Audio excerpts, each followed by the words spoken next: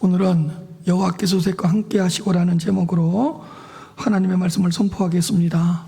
성부 하나님의 사랑과 성자 하나님 예수 그리스도의 공로와 성령 하나님의 크신 역사가 함께 하시기를 주님 이름으로 축복합니다. 요셉은 아버지의 편애와 여호와께서 주신 꿈 때문에 큰 어려움을 겪었습니다. 17살 때에 형들에 의해서 구덩이에 던져졌고요. 미디안 상인들에게 팔렸고요. 또다시 바로의 신하 친위대장 보디발에게 팔렸습니다. 그런데 이 보디발의 집에서 종살이를 하는 요셉에게 형통이라는 단어가 반복해서 나타납니다. 2절, 3절 말씀에 종살이를 하는 요셉에게 형통이라는 단어가 계속해서 반복되고 있다는 겁니다. 그러나 우리는 이 형통이라는 단어의 의미를 잘 살펴보아야 할 것 같습니다. 왜냐하면 형통에 대한 잘못된 이해와 오해 때문에 많은 그리스도인들이 시험에 드는 것 같습니다. 형통한 자에 대한 착각 때문에 많은 성도님들이 큰 어려움을 겪고 있는 것 같습니다. 자, 그렇다면 성경에서 말하는 형통이란 무엇입니까? 여호와께서 함께 하시는 것입니다. 여호와께서 함께 하시는 것이 형통입니다. 여호와께서 함께 하시는 자가 형통한 자입니다.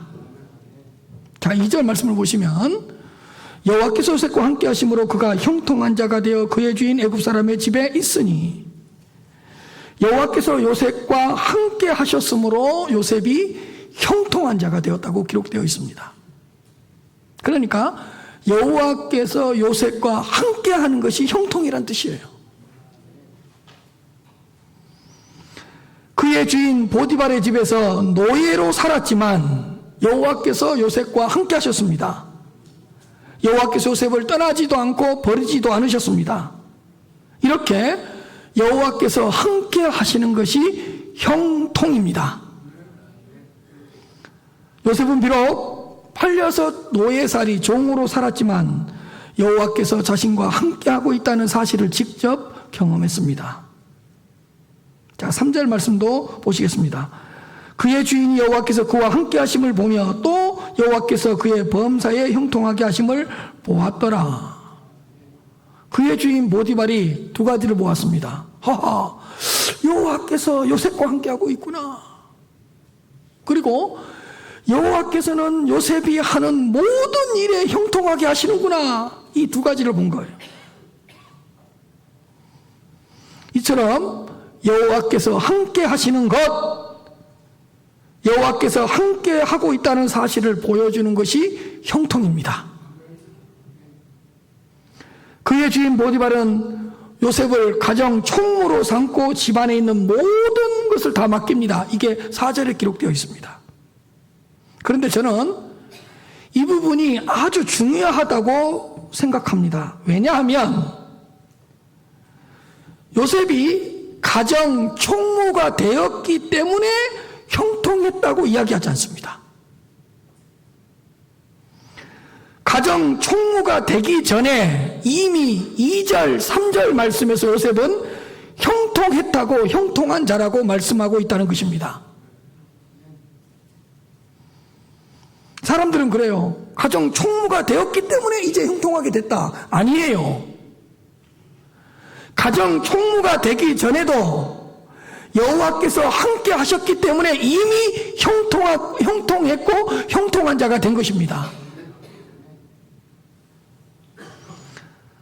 팔려와서 노예로 종살이를 하고 있지만 여호와께서 함께 하셨기 때문에 요셉은 형통했습니다. 많은 사람들이 형통에 대해서 너무 많은 오해를 하고 착각을 하는 것 같습니다.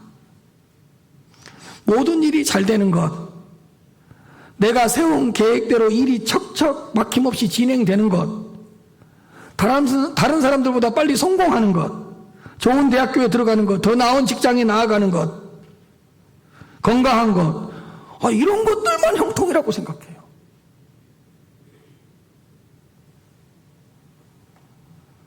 형통을 눈에 보이는 것, 어떤 외부적인 것, 환경적인 것, 세상적인 것으로만 착각을 합니다.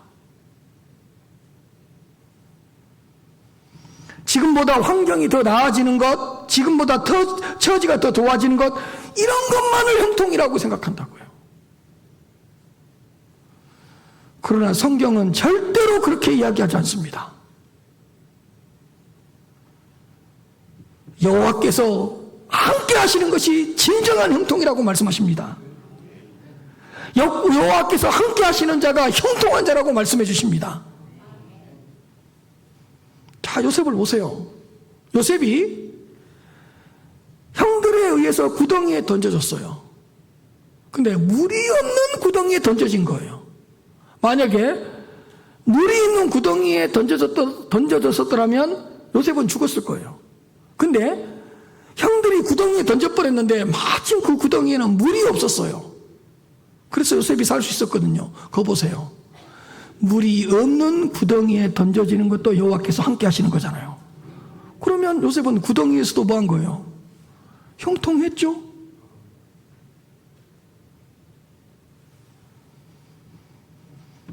자, 요셉이 미디안 상인들한테 팔렸는데 애굽으로 내려가는 미디안 상인들에게 팔렸어요.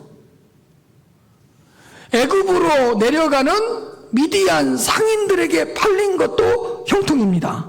왜냐하면 다른 곳으로 팔려갔다면 후에 아버지 야곱과 형제들을 기근으로부터 구원할 수가 없습니다.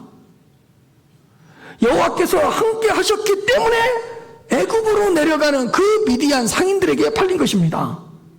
그렇다면 애굽으로 내려가는 미디안 상인들에게 팔린 것도 뭐죠? 형통이라니까요. 여호와께서 함께 하셨기 때문에 애굽으로 내려가는 그 미디안 상인들한테 팔린 거잖아요. 또한 요셉은 바로의 직속 신하 보디발의 집에 팔렸습니다. 바로의 직속 신하인 보디발의 집에 팔렸다고요. 그래서 그 보디발의 집에서 애굽의 모든 것을 배울 수 있었고 익힐 수가 있었습니다. 바로의 직속 신하니까 바로 왕에 대해서 공부할 수 있고 애굽의 문화와 애굽의 정치, 경제, 국방, 외교에 대해서 전부 다 배우고 공부할 수 있었습니다. 그러니까 보디발의 집에 팔린 것도 뭐예요? 형통이라니까요. 여호와께서 함께 하시지 않았더라면 보디발의 집에 팔릴 수가 없었다니까요. 겉으로만 보면 요셉처럼 불쌍한 인생이 있을까? 17살에 아버지와 헤어졌죠. 구덩이에 빠져서 죽을 뻔했죠. 2번씩이나 팔렸죠. 노예로 살았죠. 이렇게 불쌍한 인생이 어디 있겠어요? 그러나 성경은 요셉은 형통했다고 말씀하고 있고 요셉이야말로 형통한 자라고 말씀하고 있습니다. 왜요? 여호와께서 함께 하셨기 때문입니다. 여호와께서 매 순간 요셉과 함께 하셨기 때문입니다. 여호와는 요셉과 함께 하심으로 요셉을 형통케 하셨고 형통한 자가 되게 하셨습니다. 그런데 요셉이 큰 위기에 봉착했습니다. 그 보디발의 주인의 아내가 집요하고 끈질기게 유혹하고 미혹하는 거예요. 날마다 요셉을 유혹하는 거예요. 요셉이 단호하게 거절했습니다. 요셉이 단호하게 거절을 하자 그 주인의 아내가 거짓으로 누명을 씌워서 남편에게 고발해 버립니다. 자, 오늘 본문의 말씀입니다. 19절입니다. 그의 주인이 자기 아내가 이르기를 당신의 종이 내게 이같이 행하였다 하는 말을 듣고 심히 노한지라. 자신의 남편이 돌아오니까 기다리고 있다가 그 주인의 아내가 당신이 우리 집에 들여온 이 히브리 노예 요셉이 나를 겁탈하려고 했습니다. 이렇게 거짓으로 누명을 씌워버린 거예요. 변호할 기회도 주지 않고, 변명할 기회도 주지 않고. 그러니까 그 요셉의 그 주인의 입장에서는 요셉에 대한 배신감이 얼마나 컸겠어요. 너를 믿고 다 가정 총무를 삼아서 맡겼는데 네가 내 아내를 겁탈했어? 얼마나 수치스러웠겠어요. 가문에 대한 큰 불명예로 인해서 그의 주인은 심히 분노했습니다. 그의 주인이 듣고 심히 노한지라. 자, 20절입니다. 이에 요셉의 주인이 그를 잡아 옥에 가두니 그 옥은 왕의 제수를 가두는 곳이었더라. 요셉이 옥에 갇혔으나 그의 주인 보디발은 요셉을 옥에 가두었습니다. 당장에 가두어 버렸습니다. 요셉은 얼마나 억울하고 분했겠습니까? 그런데 그 감옥은 왕의 제수를 가두는 곳이었더라. 이 말씀을 기억하고 있어야 돼요.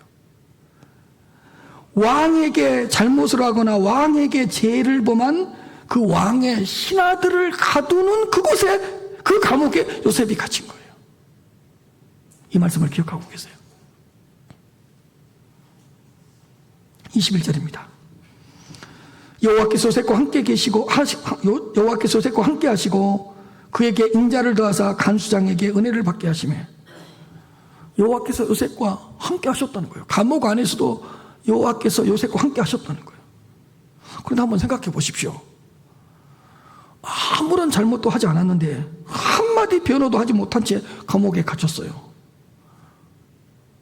여호와께서 함께 하셨다는 증거가 어디 있어요?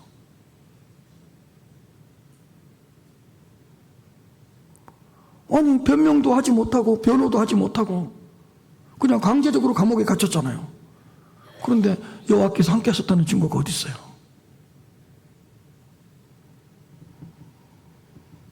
그러나 오늘 본문 성경을 보십시오. 여호와께서는 감옥에 갇힐 때도 감옥에 안에 있을 때도 요셉과 함께 하셨다고 말씀하고 있잖아요.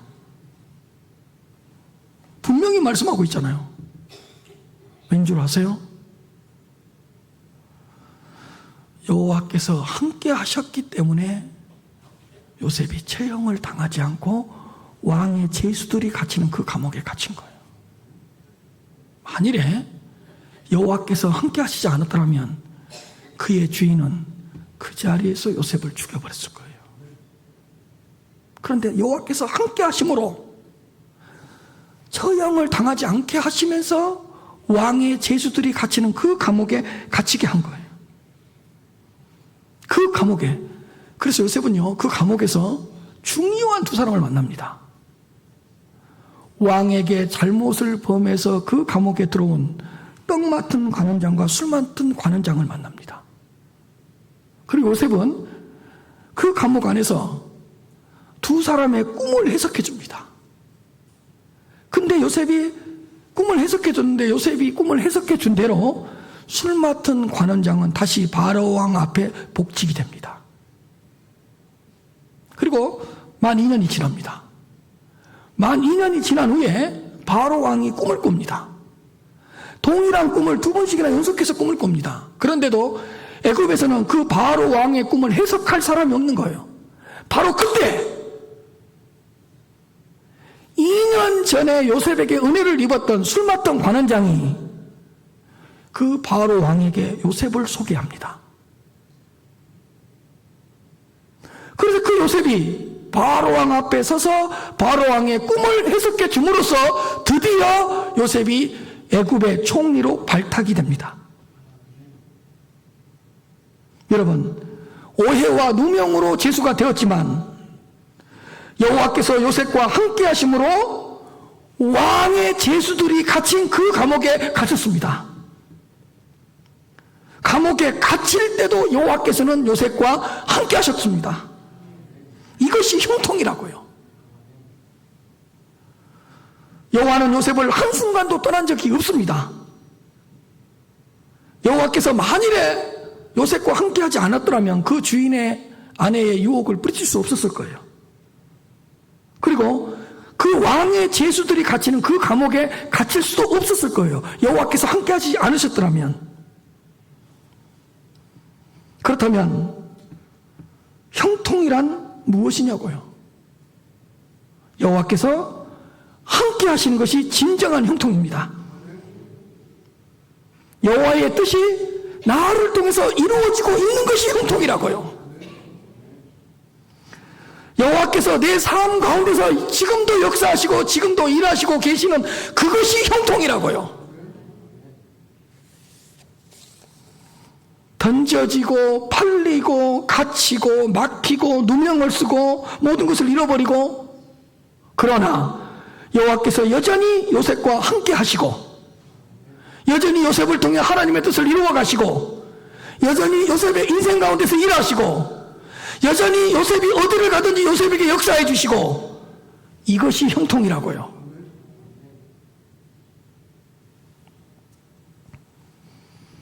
그에게 인자를 더하사 간수장에게 은혜를 받게 하시매.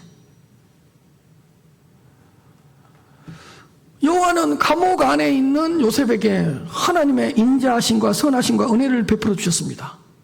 그래서 어떻게 됐냐? 간수장의 눈에 들게 한 거예요.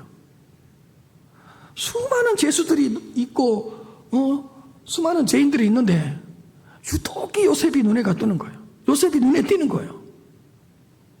계속 요셉에게 눈이 가는 거예요. 이것도 여호와께서 함께 하셨다는 증거죠. 왜?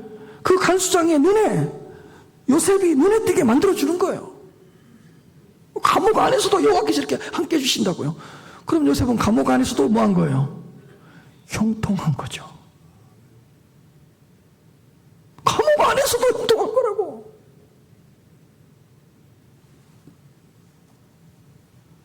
그리고 22절이에요. 간수장이 옥중 제수를 다 여호와의 손에 맡김으로 그 재반 사물을 요셉이 처리했다. 아니, 요셉이 딱 눈에 들어오니까 간수장이 그 옥중에 있는 모든 제수를 요셉의 손에 다 맡겨버리는 거예요. 여러분, 제수들을 다루기가 쉽습니까?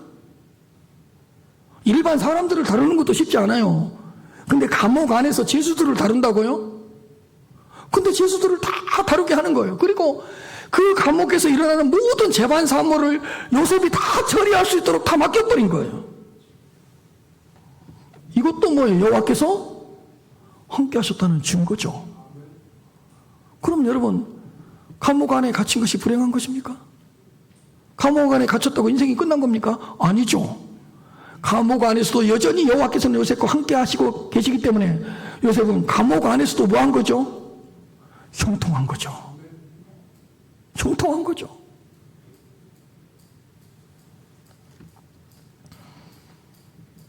그리고 23절이에요. 간수장은 그의 손에 맡긴 것을 무엇이든지 살펴보지 아니하였으니 이는 여호와께서 요셉과 함께 하심이라. 여호와께서 그를 범사에 형통하게 하셨더라. 간수장은 요셉에게 뭔 일을 맡긴 다음에 확인하지도 않고 점검하지도 않는 거예요. 살펴보지를 않는 거예요. 왜요? 살펴보지 않고 점검해보지 않아도 될 정도로 요셉이 일처리를 너무너무 지혜롭게 잘하는 거예요.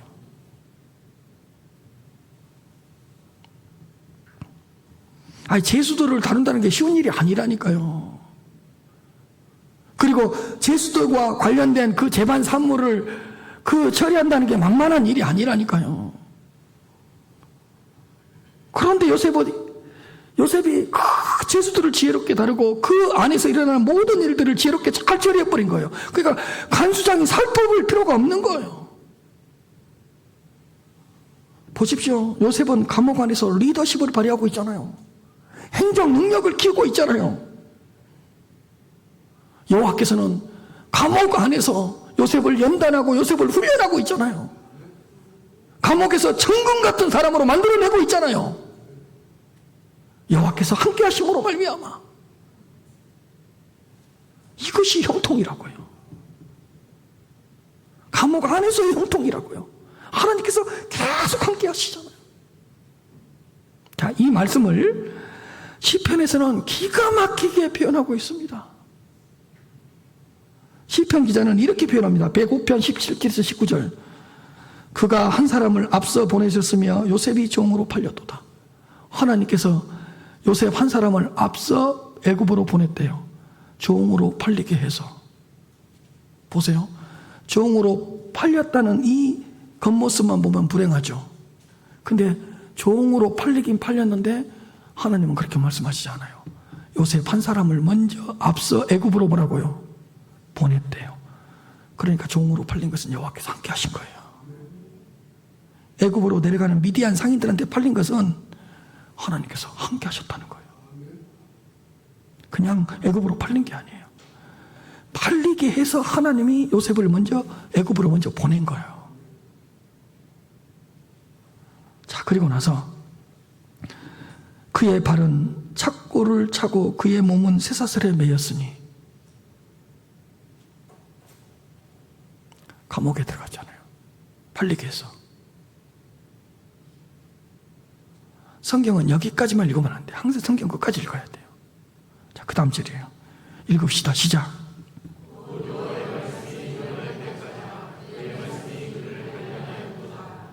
아멘.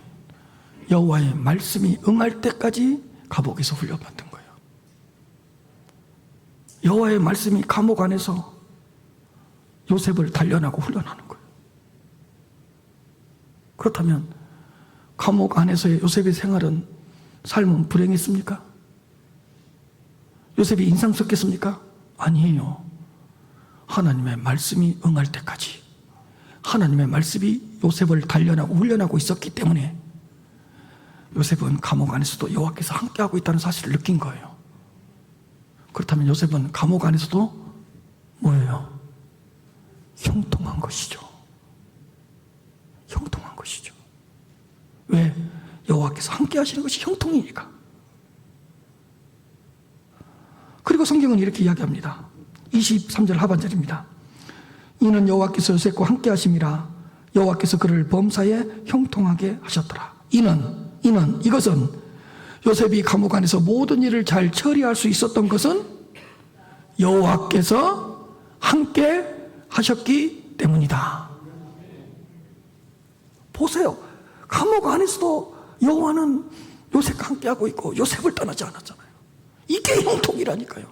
이게 형통한 자라니까요. 감옥 안에서도 범사에 형통하게 하셨습니다. 죄수였지만 형통하게 하셨습니다.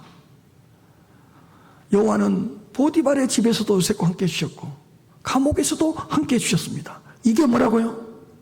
형통이라고. 보디발의 집에서 노예로 있었을 때도 함께 해주셨고 감옥에서 죄수로 있었을 때도 하나님은 함께 해주셨습니다. 그러니까 보디발의 집에 있었을 때도 형통한 자였고 감옥 안에 있을 때도 형통한 자였어요. 왜? 함께 해주셨습니까? 사랑하는 성도 여러분, 여러분들은 형통이 뭐라고 생각하십니까? 여호와께서 함께 하시는 것이 형통입니다. 어디에서 무엇을 하든지 여호와께서 함께 하시는 자가 형통한 자입니다. 제가 이 부분을 특별히 강조하는 이유가 있습니다. 여러분, 노예와 죄수로 풀려났기 때문에 형통하게 됐다고 이야기해요, 성경이? 아닙니다. 수많은 사람들은 그래요. 노예로 풀려났기 때문에 형통하게 된 거고 이제 감옥에서 나오고 죄수로 풀려났기 때문에 형통하게 됐다. 아니에요.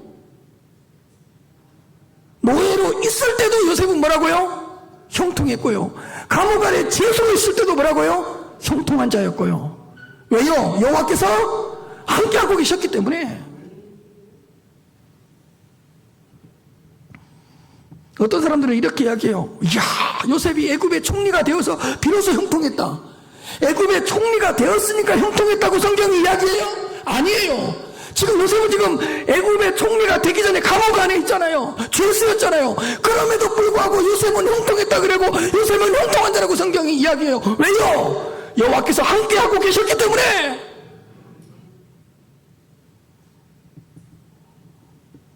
수많은 사람들이 요셉에 대해서 이야기할 때 이렇게 이야기해요. 요셉이 이제 애굽의 총리, 애굽에서 2인자가 되었기 때문에 비로소 형통했다고. 누가 그래요? 요셉이 더 높은 자리에 올라갔기 때문에 이제 드디어 요셉이 애굽의 총리가 돼서 성공시대의 문을 열었기 때문에 형통하게 되었다고 이렇게 이야기해요. 누가 그래요? 성경이 어디에 그렇게 이야기하고 있어요? 형통을 눈에 보이는 것들만 생각하고 내 삶이 조금 어려워지면 내 일이 내 계획대로 되지 않으면 내 일이 내 생각대로 내 마음대로 풀리지 않으면 형통하지 않는 거예요. 그건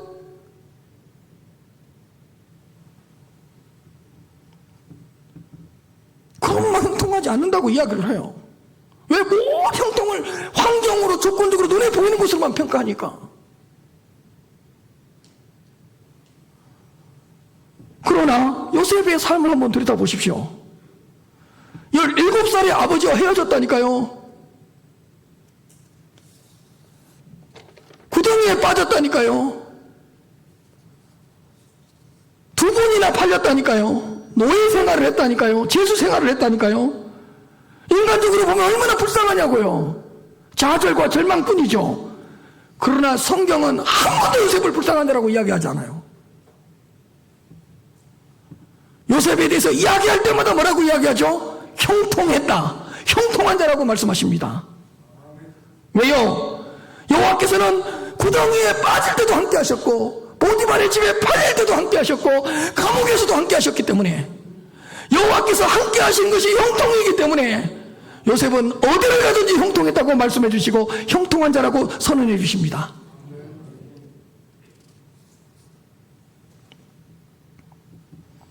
여호와께서 요셉의 인생 가운데 개입하시고 간섭하시고 여호와의 인생 가운데 일하셨기 때문에 요셉은 형통한 거예요. 여러분, 요셉은 구덩이 안에 있었던 게 아니에요. 하나님 안에 있었습니다. 요셉은 보디발의 집에 갇힌 것이 아닙니다. 하나님께 갇힌 자입니다. 요셉은 감옥 안에 들어갔다고 해서 감옥 안에 갇히지 않았습니다. 하나님의 인지 안에 갇혔습니다. 그러니까 형통이죠. 누가 그래요? 설교를 이상하게 해가지고 가정 총무가 되었기 때문에 형통하고 애굽의 총리가 되었기 때문에 누가 형통했다고 누가 그렇게 설교를 해요? 이미 그 이전에 형통한 자라고 선언해 버리는데.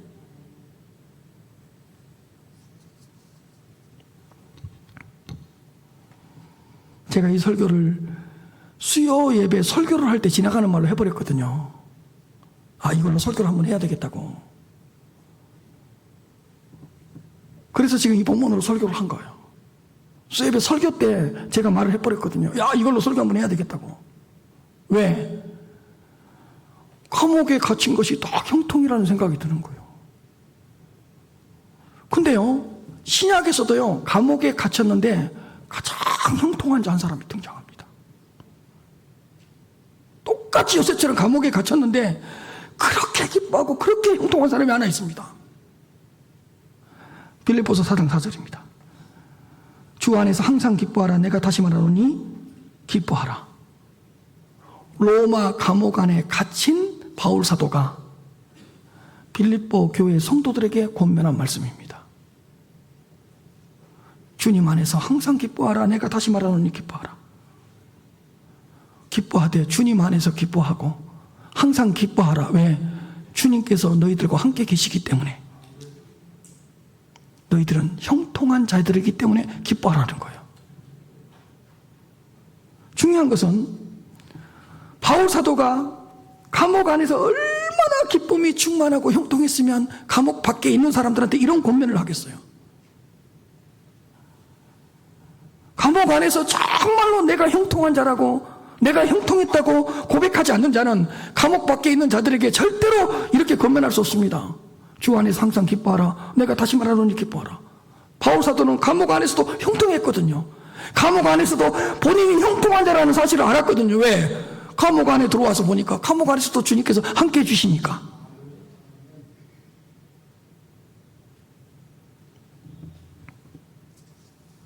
우리 주님은 감옥 안에서도 바울과 함께 해주셨습니다. 바울은 감옥 안에서도 주님과의 더 깊은 교제를 했고 주님과 더 깊이 만났고 주님께로 더 가까이 나아갔습니다. 이게 뭐라고요? 이게 형통이라고. 감옥 안에 있는데 형통하다.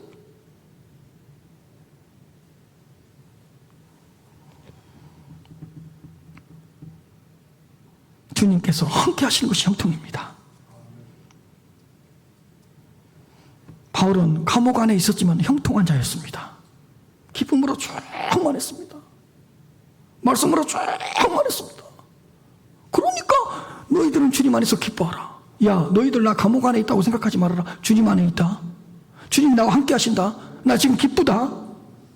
형통한 자잖아요. 감옥도 바울의 형통을 막을 수는 없었습니다. 그리고 기가 막힌 고백을 합니다. 정말로 놀라운 고백을 합니다. 감옥 안에서 어떻게 이렇게 고백할 수 있을까? 빌립보서 4장 11절부터 13절입니다. 내가 궁핍함으로 말하는 것이 아니니라. 어떠한 형편이든지 나는 자족하기를 배웠다. 형통한 자가 아니면 이렇게 고백할 수 없습니다. 나는 어떠한 형편이든지 하나님 안에서 만족하고 하나님 앞에서 감사하는 것을 배웠다. 그래놓고 또 구체적으로 설명을 해줘요. 12절이에요. 나는 비천에 처할 줄도 알고 풍부에 처할 줄도 알아. 모든 일 곧 배부름과 배고픔과 풍부와 궁핍에도 처할 줄 아는 일체의 비결을 배웠노라. 여러분, 자, 풍부에 처해서 이건 형통이라고 말하겠죠. 근데 비천에 처했대요. 이게 뭐가 형통이에요? 이게 뭐가 형통이에요? 그 사도 바울은 형통하대요. 왜? 내가 비천에 처해 있지만 여전히 주님께서 나와 함께하고 계시기 때문에.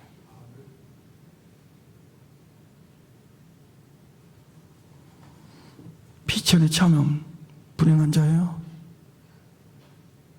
비천에 처하면 잘못된 거예요? 실패한 자예요? 누가 그래요? 비천에 처할 줄도 아는 비결을 배웠대요. 왜? 주님께서 함께 주시니까. 그리고 또 이렇게 이야기해요. 아니요, 12절 두세요. 모든 일 곧 배부름과 배고픔과 풍부와 궁핍에도 처할 줄 알았대요. 배고픔이 뭐가 형통이에요? 배고픔 자체는 형통이 아니죠. 근데 내가 배고프다고 해서 주님은 나를 떠나지 않잖아요. 내가 궁핍하다고 해서 주님은 날 버리지 않잖아요. 내가 배고파도 내가 궁핍해도 여전히 주님은 함께하고 있잖아요. 그러니 형통한 자가 이런 고백을 할 수밖에 없는 거예요.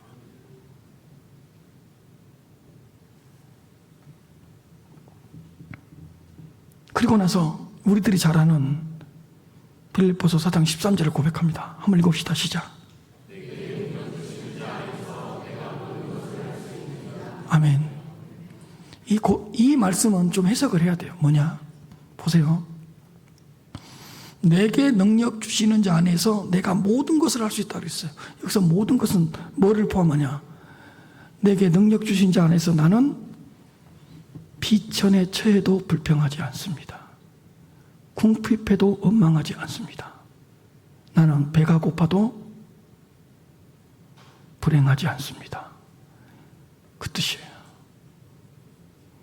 내게 능력을 주시는 분이 있기에, 나에게 능력을 베풀어 주신 분이 있기에 나는 궁핍에 처하더라도, 배고픔에 처하더라도, 가난에 처하더라도, 감옥에 갇히더라도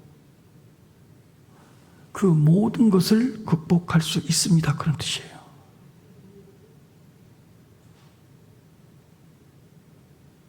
왜? 형통한 자니까.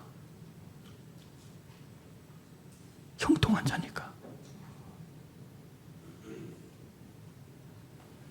여기서 모든 것에는 가난과 궁핍과 배고픔이 들어가 있는 거예요. 내가 모든 것을 견딜 수 있습니다. 내가 모든 것을 이겨낼 수 있습니다. 그 뜻이에요. 이건 형통한 자만이 고백할 수 있어요.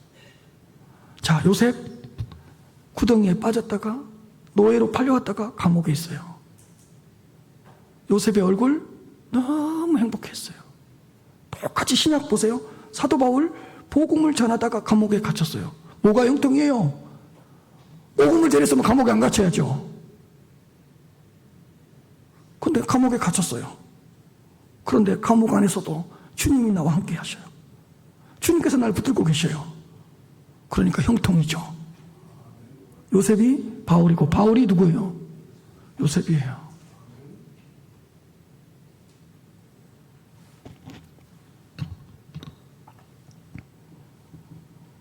형통하지 않는 자는 감옥에서 이런 고백을 할 수 없습니다.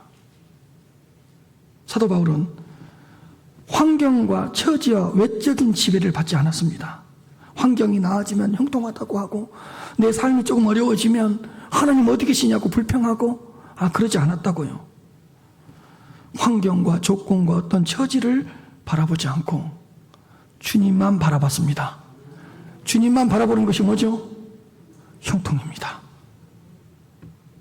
주님께만 초점을 맞췄습니다. 이게 뭐죠? 형통입니다. 환경, 조건, 처지에 휘둘리지 않는다고. 그것 때문에 흔들리지 않는다고요. 다 주님께 시선을 맞추고 주님만 바라보는 거예요. 이게 형통이라고요.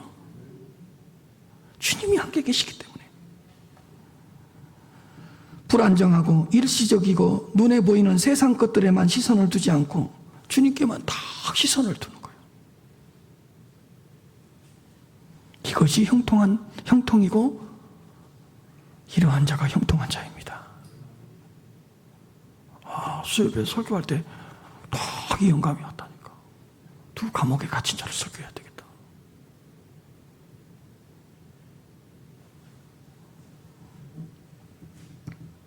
사랑하는 성도 여러분, 고난이 없는 것이 형통이 아닙니다.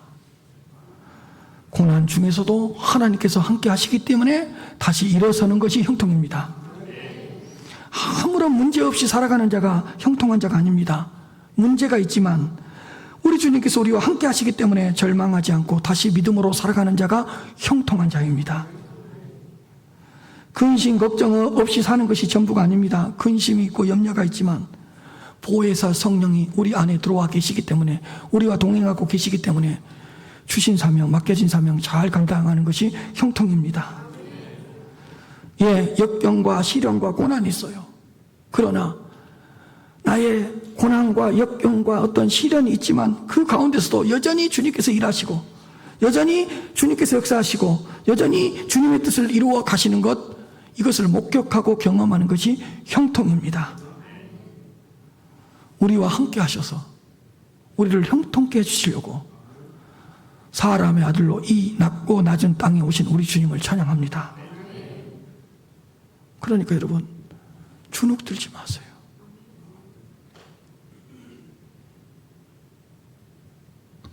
내 삶이 조금 어려워졌다고 주눅 들지 마세요.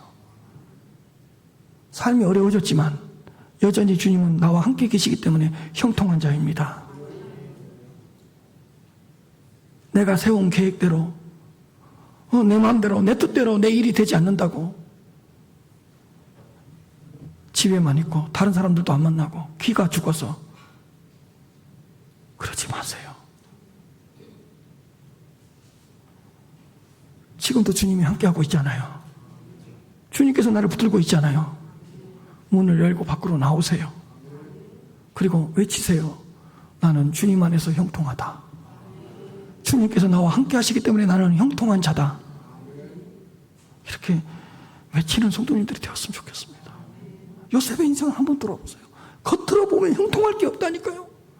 근데 여전히 주님께서 함께하고 있잖아요. 사도 바울을 보세요. 감옥 안에 있지만 기쁘고 행복해 하잖아요. 왜? 주님께서 함께 하시면 형통을 누리고 있기 때문에. 이번 한 주 나는 주님 안에서 형통하다, 나는 주님 안에서 형통한 자라고 외치면서 살아갈 수 있는 귀한 한 주가 되시기를 주님으로 축복합니다.